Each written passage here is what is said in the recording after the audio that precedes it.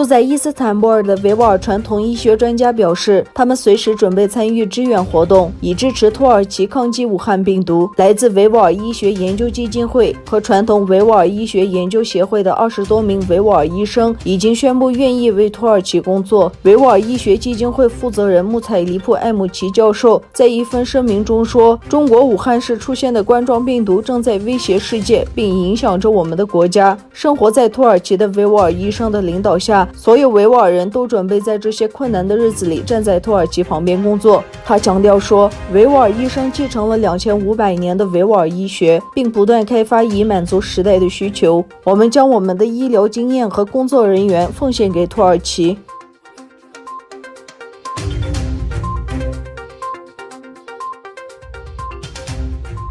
中国政府宣布结束在东突厥散农村地区的所谓义务劳动已经有很多年了，但众所周知，义务劳动已经以各种不同的形式和名称在该地区进行。特别是自2017年以来，中国进行了大规模的任意逮捕行动，并将约300万人关押在集中营。随后，强迫劳动的问题再次浮出水面。许多报道指出，集中营被关押者被迫在附近的工厂工作，大量未进入集中营的维吾尔青年被转移到内地工厂工作。但是最近的社交媒体视频显示，维吾尔妇女被迫参加强迫劳动，从事包括道路建设和田野建设在内的繁重体力劳动的人中，有90%是女性。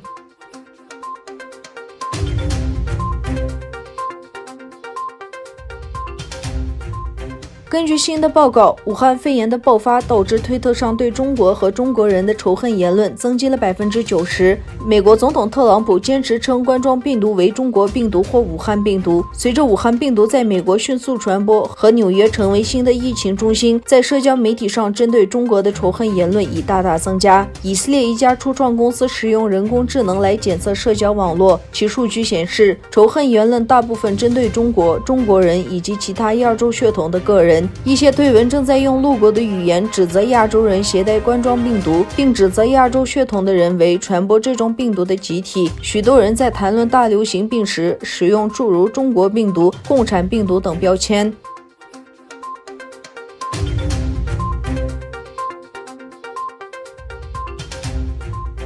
居住在俄罗斯的著名乌兹别克亿万富翁乌斯马诺夫已拨款2000万美元支持乌兹别克斯坦的抗击武汉病毒斗争。据乌兹别克斯坦媒体报道，这笔资金将用于塔什干的一座新建医院配备装备。报道说，著名商人和慈善家阿里舍乌斯马诺夫支持我们总统的努力，并拨款2000万美元为该医院配备最先进的医疗设备。资金已转至乌兹别克斯坦援助基金和卫生公共基金，旨在向政府提供武汉病毒的财政援助。据指出，这笔钱已转给卫生部，用于购买必要的医疗设备。至今为止，在乌兹别克斯坦已发现173例武汉病毒病例，造成2人死亡，有12人被康复出院。